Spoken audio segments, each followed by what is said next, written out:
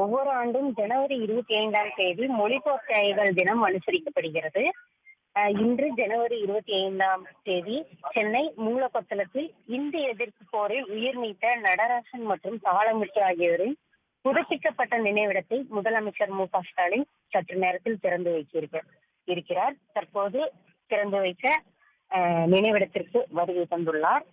தொடர்ந்து தாளமுத்து மற்றும் நடராசன் ஆகியோரின் நினைவிடத்தில் முதலமைச்சர் மலர் தூவி மலர் வளையம் வைத்து மரியாதை செலுத்த இருக்கிறார். 34,30,000 ரூபாய் செலவில் தமிழ் வளர்ச்சித்துறை சார்பில் இந்த நினைவிடம் புதுப்பிக்கப்பட்டிருக்கிறது. தற்போது இந்த நினைவிடத்திற்கு முதலமைச்சர் மு.க.ஸ்டாலின் வருகை தந்துள்ளார். அவருடன் அமைச்சர்கள், நாடாளுமன்ற உறுப்பினர்கள் ஆகியோர் வருகை தந்துள்ளனர்.